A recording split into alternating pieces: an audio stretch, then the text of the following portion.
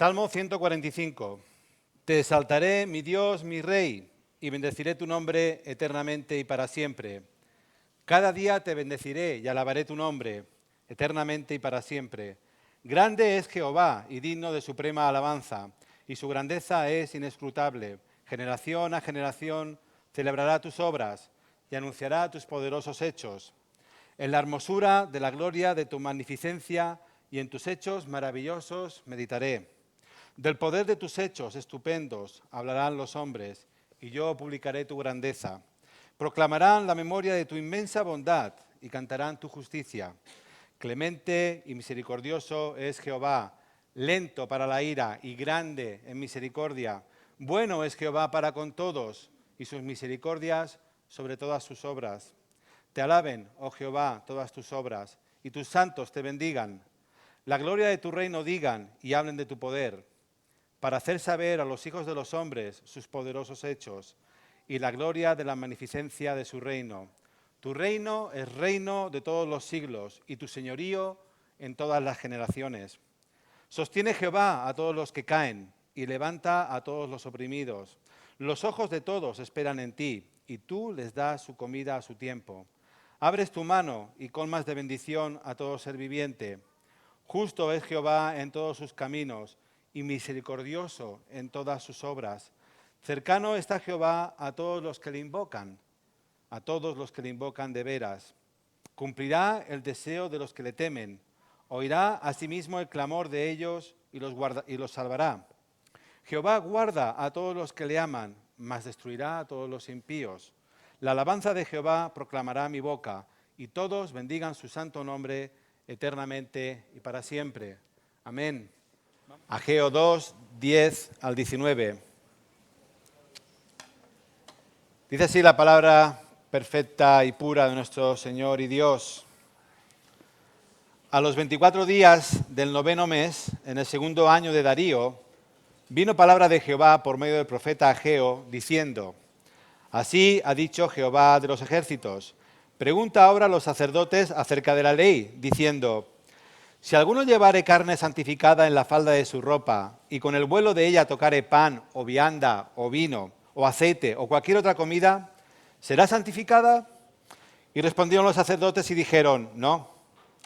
Y dijo Ageo: Si un inmundo a causa de cuerpo muerto tocare alguna cosa de estas, ¿será inmunda? Y respondieron los sacerdotes y dijeron: Inmunda será. Y respondió Ageo y dijo: Así es este pueblo y esta gente delante de mí, dice Jehová. Y asimismo toda obra de sus manos, y todo lo que aquí ofrecen es inmundo. Ahora pues, meditad en vuestro corazón desde este día en adelante, antes que pongan piedra sobre piedra en el templo de Jehová. Antes que sucediesen estas cosas, venían al montón de 20 efas y habían 10. Venían al lagar para sacar 50 cántaros y habían 20. Os herí con viento solano, con tizoncillo y con granizo en toda obra de vuestras manos, mas no os convertisteis a mí, dice Jehová. Meditad pues en vuestro corazón, desde este día en adelante, desde el día 24 del 9º mes, desde el día que se echó el cimiento del templo de Jehová, meditad pues en vuestro corazón. ¿No está aún la simiente en el granero? Ni la vid, ni la higuera, ni el granado, ni el árbol de olivo ha florecido todavía, mas desde este día os bendeciré. En el primer sermón de la serie vimos que Ageo recibe esta primera revelación, este primer oráculo divino, el 29 de agosto del año 520 a.C., y ya hacía 18 años que Israel había vuelto del cautiverio en Babilonia y aún el templo estaba sin construir y sin reparar esas ruinas. Y vimos también que Dios les dice que sus casas, las casas de los israelitas, están llenas de lujos y de comodidad, pero la suya, su casa, está desolada, está en ruinas. Y vimos que la enseñanza principal en este primer capítulo era que cuando Dios no es lo primero, nosotros somos lo primero y ocupamos el lugar que solamente le corresponde al Creador.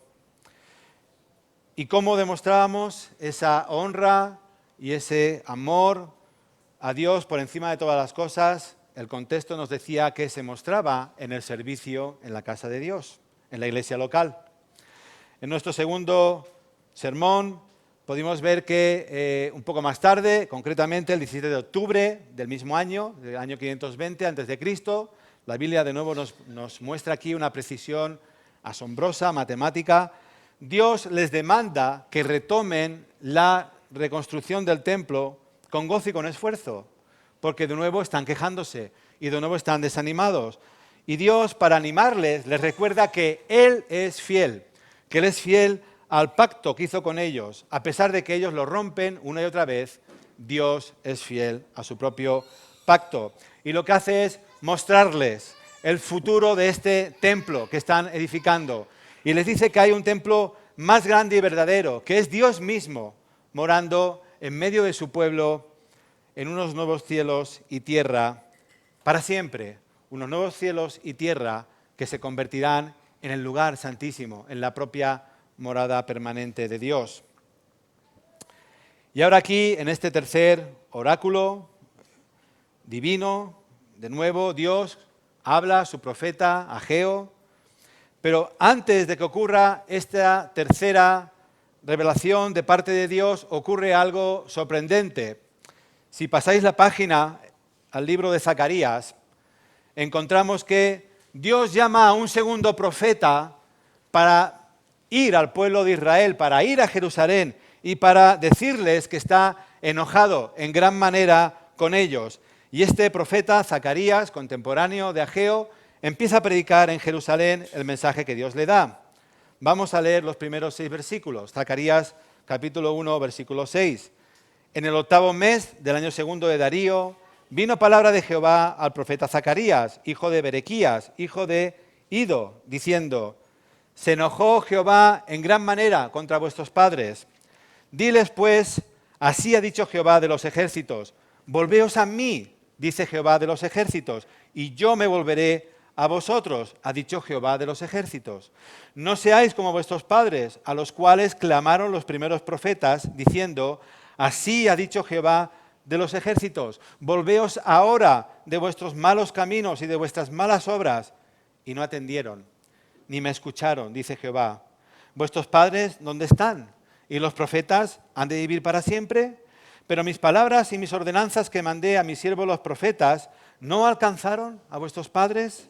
Por eso volvieron ellos y dijeron: como Jehová de los ejércitos pensó tratarnos conforme a nuestros caminos y conforme a nuestras obras, así lo hizo con nosotros. Volveos a mí, y yo me volveré a vosotros. Arrepentíos, dejad vuestros malos caminos, y yo os perdonaré. Pero no me atendieron ni me escucharon, dice Yahvé. Tal es la rebeldía del pueblo de Israel, que Dios tiene que enviar a un segundo profeta para llamarles al arrepentimiento. Y es en este contexto que Ageo recibe este tercer mensaje de parte de Dios. En concreto es el 18 de diciembre del año 520 a.C. Y cuando Dios habla a Ageo, lo que hace es dirigirse a los sacerdotes, a los que interpretan la ley, la Torá, los que tienen la autoridad sobre el pueblo de Dios. Y lo que hace es hacerles 2 preguntas y les da 2 consejos. Y cada pregunta y cada consejo tiene su propia enseñanza. Así pues, en esta mañana, con la ayuda de Dios, vamos a dividir la predicación en 2 partes. Versículos 12 al 14 encontraremos estas 2 preguntas y en esta porción del pasaje lo que vamos a ver es que el Israel de Dios es infiel. El Israel de Dios es infiel. Los 2 consejos los vamos a ver en la segunda parte de la predicación, versículos 15 al 19, donde veremos que el Dios de Israel es fiel. El Dios de Israel es fiel. Tanto en primer lugar, versículos 12 al 14. Si alguno llevare carne santificada en la falda de su ropa, y con el vuelo de ella tocare pan o vianda o vino o aceite o cualquier otra comida, ¿será santificada? Y respondieron los sacerdotes y dijeron: no. Esta es la primera pregunta. Básicamente les está diciendo: ¿La santidad se contagia? Y la respuesta es no. La santidad no se contagia. Dios usa un ejemplo de algo que los judíos conocían perfectamente bien, que eran las ofrendas del holocausto, las ofrendas que eran quemadas completamente. Esto lo tenéis en Levítico, por ejemplo, entre otros pasajes, en Levítico capítulo 6. El ejemplo que usa es de carne que ha sido preparada y ha sido apartada para ofrecérsela al Señor. Y como era costumbre, los levitas, los sacerdotes, la habían llevado al altar en el pliegue de su ropa, en su vestido, a forma de cesta, lo doblaban y allí mismo llevaban la carne que había sido santificada para quemarla en ofrenda a Dios. Y todos ellos sabían que al envolver la carne con el vestido, la tela del vestido quedaba santificada. De otra manera, si no hubiera sido así, la propia carne hubiera sido contaminada. Ellos sabían que la ropa del sacerdote quedaba limpia y santificada al llevar la carne de la ofrenda. Ahora bien, ¿qué pasaba si esa ropa tocaba otro tipo de comida o bebida? ¿Se santificaba? ¿Se convertía esa comida o bebida en algo limpio, en algo puro? Y la respuesta es, por supuesto que no. Es la respuesta correcta, porque aunque el vestido quedaba santificado al llevar la carne del holocausto, el vestido no podía transferir, no podía contagiar, por así hablar, la santidad a ninguna persona o cosa. Esta es la primera pregunta. Y hay una segunda pregunta, que básicamente nos está diciendo, ¿el pecado se contagia? Y la respuesta es sí, el pecado sí se contagia. Versículo 13. Y dijo Ageo, si un inmundo a causa de cuerpo muerto, a causa de haber estado en contacto con un cadáver, tocare alguna cosa de estas, será inmunda. Y respondieron los sacerdotes y dijeron, inmunda será. Sí, será sucia. ¿Qué es lo que Dios está diciendo con estas preguntas? Lo que Dios está diciendo es que su pueblo está sucio, que su pueblo es inmundo porque sus corazones están contaminados. Y como sus corazones están contaminados, no están actuando con rectitud. Es como si Dios dijera, no me amáis como yo merezco, no me obedecéis como yo pido, vuestra actitud fría y calculada os ha hecho impuros e indignos delante de mí. Porque esto es parte del problema, que nos olvidamos, como dice el texto, que estamos delante de Él. Versículo 14, este pueblo y esta gente delante de mí, está delante de mí. Estamos delante de aquel que todo lo ve y todo lo sabe. Y aún así pretendemos que con una apariencia externa, que fingiendo, Dios se va a agradar de nosotros. Pero de aquí de nuevo cometemos un gran error.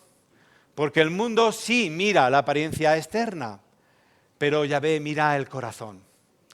Nosotros miramos lo que nuestros ojos pueden decirnos, pero Dios mira hasta el centro mismo de nuestras entrañas, nuestras más íntimas intenciones y deseos.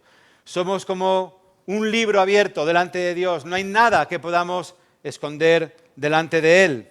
Y cuando Dios miraba a estos, nuestros hermanos del Antiguo Testamento, lo que veía era un corazón rebelde, un corazón que no tenía ningún amor ni por la obra, ni por el templo, ni por el Señor de la obra y el templo. No estaban trabajando con ese ánimo y esfuerzo que Dios les había pedido en el versículo 4. Dios estaba viendo esto de forma clara, estaba delante de sus ojos. Sus bocas decían que estaban arrepentidos, pero sus corazones seguían amando más sus casas artesonadas, sus casas cómodas y lujosamente decoradas que la propia casa del Señor. Y la segunda parte del versículo 14 nos trae esta enseñanza también. Si una persona inmunda tocaba cualquier cosa, ¿qué pasaba? Pues que se volvía inmundo o sucia. esa cosa. ¿Y qué es lo que está diciéndonos Dios con esto? Lo que está diciendo Dios aquí es que cuando la gente le ofrecía sus sacrificios, Él no los aceptaba porque estaban contaminados. Cuando la gente subía al templo a trabajar, Dios no se complacía en ello. ¿Por qué? Porque estaban contaminando el propio templo. Estaban afectados por la suciedad y el pecado, y cualquier cosa que tocaban quedaba automáticamente contaminada.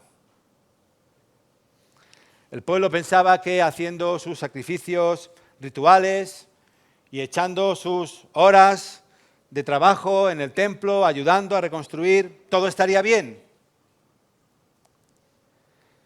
Pero el problema radicaba, y esto es algo de lo que tenemos que aprender también nosotros, el problema radicaba en que todo era un ritual externo. Estaba vacío de corazón, estaba hecho de forma ritual. Estaban haciendo las formas correctas, las cosas correctas, pero las formas eran incorrectas. Exteriormente todo estaba bien, pero interiormente había un problema, porque no había amor en sus actos, sino que lo hacían por obligación, lo hacían esperando recibir a cambio el beneficio y la protección de Dios. Y esa era en realidad la misma actitud que Jesús encontró en los fariseos, aquellos que diezmaban las hierbas culinarias, las hierbas que usaban para comer, pero dejaban de lado la justicia, la misericordia y la fe. Y una cosa tenían que haber hecho sin haber dejado la otra, pero estaban poniendo actitudes y actos externos y rituales por delante de un corazón arrepentido y sincero delante de Dios. Piensa en esto. ¿Qué padre o qué madre estaría contenta o gozosa o gozoso si su hijo viniera y le dijera: yo te amo porque me das de comer, porque me compras ropa y porque todas las semanas me das dinero para ir y salir con mis amigos? ¿Qué padre estaría complacido de escuchar algo así de su hijo? Volveos a mí y yo me volveré a vosotros, dice Dios. Arrepentíos de vuestros caminos, que son malos caminos, y andar por la senda antigua y buena. Les tiene que decir lo que también dijo Isaías: ¿por qué gastáis el dinero en lo que no es pan y vuestro trabajo en lo que no sacia? ¿Por qué? ¿Por qué somos tan rebeldes que dejamos de lado aquel, el único que tiene el agua de vida, y nos preparamos y nos cavamos para nosotros cisternas estancadas y vacías que no retienen ningún agua?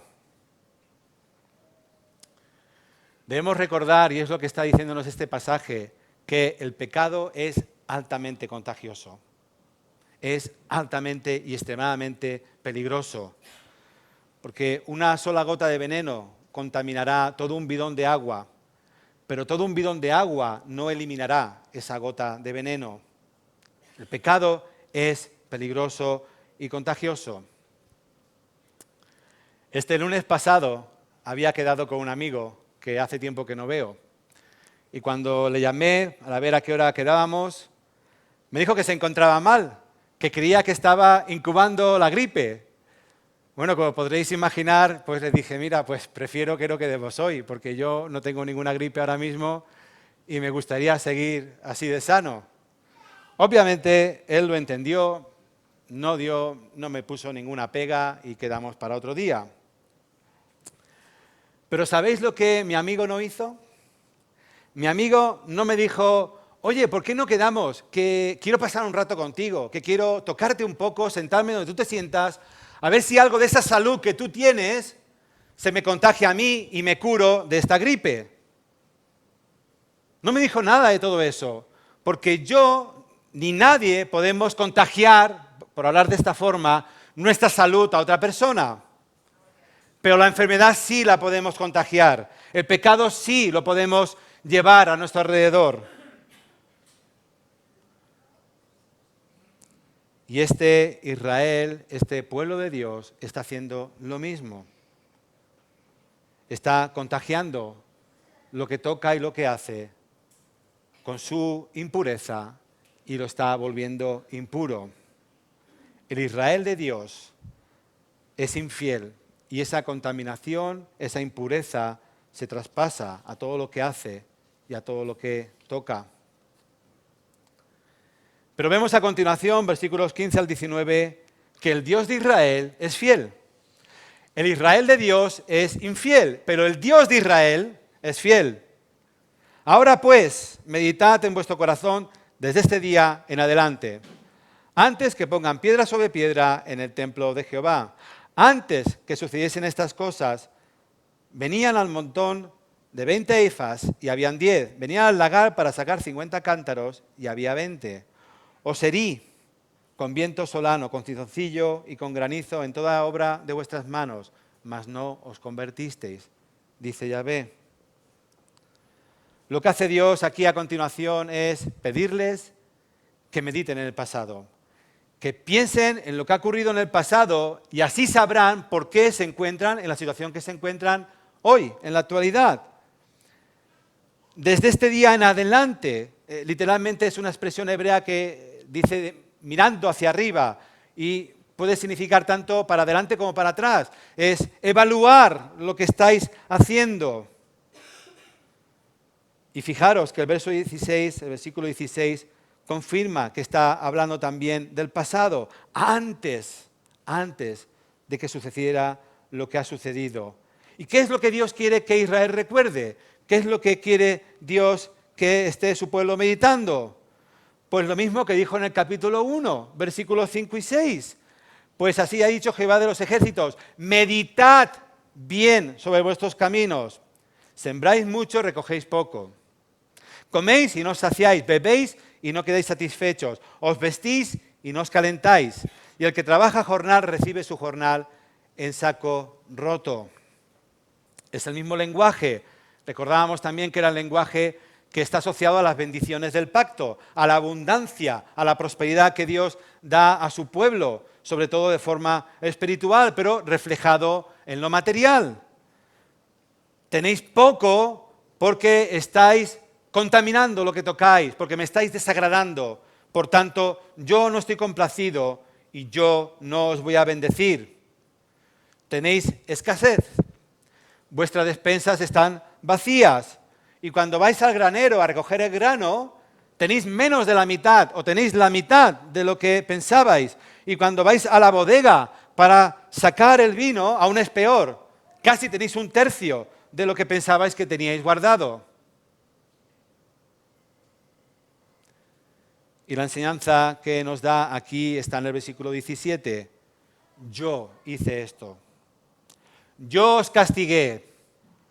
Yo herí con viento solano, con tizoncillo y con granizo en toda obra de vuestras manos. Yo lo hice, dice Jehová. No ha sido un accidente. No ha sido la inclemencia del tiempo ni esta plaga que no esperabais. Yo lo hice. Versículo 10, capítulo 1. Por eso mismo se detuvo de los cielos sobre vosotros la lluvia y la tierra detuvo sus frutos. Y llamé, yo fui el que llamó a la sequía sobre esta tierra y sobre los montes, sobre el trigo, el vino, el aceite y sobre todo lo que la tierra produce, sobre hombres, bestias y sobre todo el trabajo que realizáis. Yo lo hice, pero lo hice por amor. Lo hice para que os convirtierais a mí. Lo hice para que os volvierais, para que cuando no tuvierais nada más a vuestro alrededor, pudierais mirarme por fin a mí y ver que yo era todo, absolutamente todo, y lo único que necesitabais. Os herí para que os arrepintierais, pero no os arrepentisteis, no volvisteis a mí. Y tenemos que entender que la situación de Israel era terrible. Las primeras lluvias en esta parte del mundo, en esta zona, llegaban a principios de octubre o mediados de noviembre. Cuando llegaba a mediados de diciembre ya habían sembrado la tierra ya se había ablandado y la habían podido sembrar, arar y sembrar. El 18 de diciembre de este año la siembra ya estaba realizada. No tenían ya más semillas en el granero. Habían agotado sus últimos recursos. La única esperanza es que no volviera a venir una cosecha mala o escasa, porque entonces seguramente la mayoría morirían de hambre. No tenían más porque habían gastado lo último en esta siembra. Y les dice que ni la vid, ni la higuera, ni el granado, ni el árbol, ni el olivo están dando todavía sus frutos. Aún siguen bajo esta represión de Dios, aún sigue bajo esta maldición por la actitud de sus corazones. La situación era desesperada.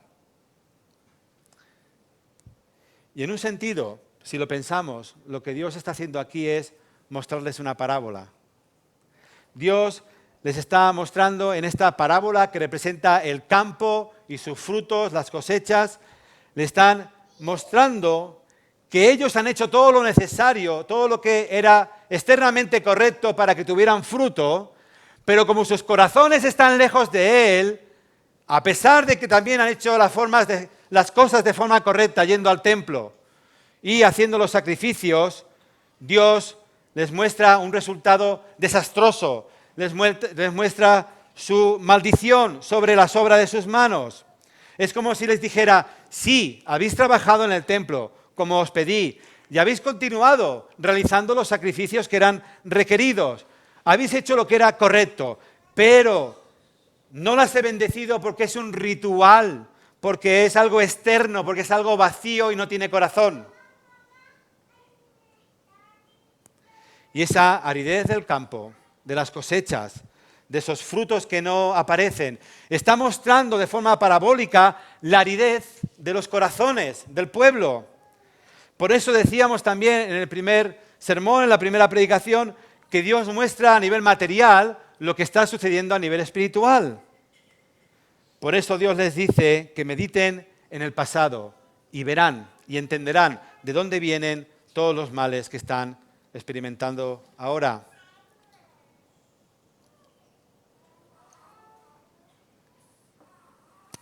Segundo consejo que Dios les ofrece está en los versículos 18 y la primera parte del 19.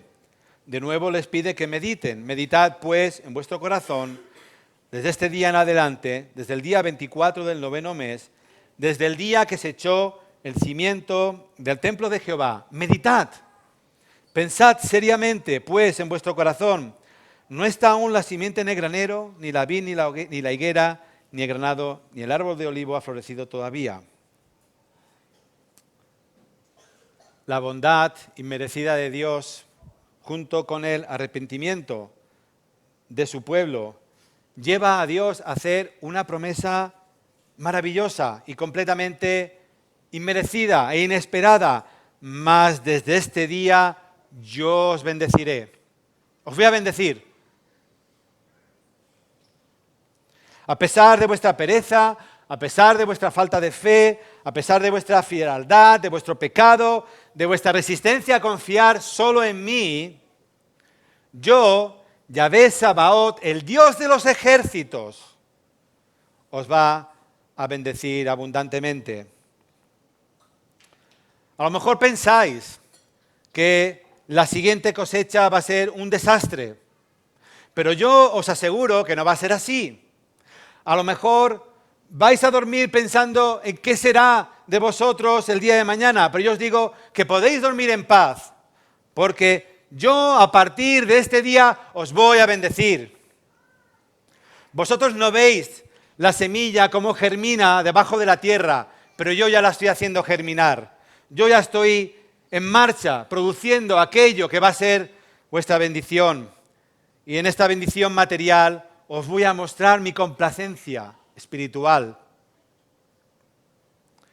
Es como si Dios les estuviera diciendo, vosotros, los que habéis traído leña y sacrificios a mi templo, por inercia, los que habéis limpiado los escombros del templo y empezado a reedificar sus paredes por obligación, vosotros, los que no habéis traído la mejor madera a mi casa, pero tenéis las vuestras cómodas y lujosamente decoradas.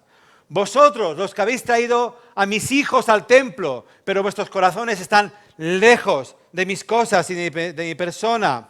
Vosotros que contamináis todo aquello que tocáis porque sois impuros, arrepentíos. Y yo os perdonaré y os bendeciré. Arrepentíos. Y yo, el gran rey, que siempre cumplo lo que prometo, os voy a bendecir. Si este texto se hubiera escrito en el siglo XXI, diría algo así. Vosotros, los que enseñáis en la escuela dominical, los que evangelizáis, los que organizáis, los que enseñáis, los que predicáis, los que limpiáis, los que ofrendáis, y lo hacéis todo correctamente, pero sin amor, los que ponéis vuestros dones al servicio de mi reino, de mala gana, o venís a mi casa a escuchar mi palabra por cumplir, por obligación, por ritual, y con un corazón frío y contaminando todo aquello que tocáis porque sois impuros, arrepentíos. Arrepentíos y yo os perdonaré y os bendeciré. Yo, el gran rey, que siempre cumplo con mi palabra, os voy a perdonar y os voy a bendecir. Y si somos sinceros, ¿quién de nosotros aquí reunidos en esta mañana podemos decir que lo hemos hecho todo bien? ¿Quién? ¿Quién puede presentarse delante de este Dios que todo lo ve y que todo lo sabe y decirle, pues yo soy irreprochable, realmente mi amor no tiene fisuras por ti, lo hago bien, todo bien y siempre te doy lo mejor? ¿Quién? Yo no puedo decirlo, no me atrevería ni a pensarlo, que puedo decirlo. ¿Y tú? ¿Lo podrías decir si Dios estuviera ahora mismo cara a cara delante de ti? Pero escuchadme bien lo que os voy a decir ahora. Quiero que esto se os quede grabado. Dios no nos pide que seamos perfectos. Dios pide que nos arrepintamos. Dios sabe de sobra que somos polvo de la tierra y que nuestro corazón se tuerce tras los ídolos, porque en general amamos más las cosas de este mundo que las cosas de su reino.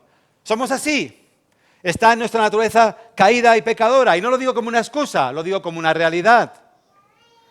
Pero Dios no quiere ofrendas ni sacrificios rituales y vacíos. Dios no quiere actos y actitudes externas, sin corazón y sin pasión. Dios, ¿qué es lo que quiere? Nos lo dice el salmista. Dios quiere un espíritu quebrantado y humillado. Aquel es el que es recibido por el Señor. El salmista dice, Salmo 51, 16, 17, porque no quieres sacrificios, que yo los daría. No quieres holocaustos. Los sacrificios de Dios, los sacrificios que Dios quiere son el espíritu quebrantado. El corazón contrito, entristecido y humillado, no despreciarás tú, oh Dios. Dios no nos pide que hagamos buenas obras para compensar todo aquello que hemos hecho mal. Dios no te pide que des todo tu dinero a los pobres y te vayas a vivir a una cueva en lo alto de una montaña. Dios no te pide que ganes tu salvación. Dios te pide que te arrepientas de corazón y que vuelvas a empezar. Eso es lo que pide Dios. Porque el perdón de Dios, su salvación, no se basa en nuestro carácter. El perdón y la salvación de Dios se basa en su carácter. Se basa en su obra, no en nuestras obras. Se basa en lo que Él ha hecho y hace. Hermano, hermana, amigo, amiga, en esta mañana, si tú reconoces que tu corazón está frío, si te das cuenta que tu amor no es el que era, si puedes ver dentro de tu corazón que tu servicio al Señor es superficial, si te das cuenta con todo esto que ya no te queda nada en tu despensa, que has llegado a una encrucijada, que tal vez estás en un callejón sin salida, Deja atrás tu pecado. Déjalo todo atrás. Vuélvete al Señor. Búscalo de nuevo. Preséntate delante de Él con un corazón sencillo, quebrantado, humillado. La promesa de Dios es que Él no te va a despreciar, que Él te va a recibir con los brazos abiertos. Ha enviado profeta tras profeta y en esta mañana de nuevo te lo dice: volveos a mí y yo me volveré a vosotros. Yo seré ese Padre amante, ese Padre que os cuidará y que os llevará conmigo a la eternidad. Desde este día yo os bendeciré, dice el Señor. El Israel de Dios es infiel, pero el Dios de Israel es fiel y para siempre su misericordia, porque eres lento para la ira, pero grande en esta misericordia que hemos leído en el Salmo 145.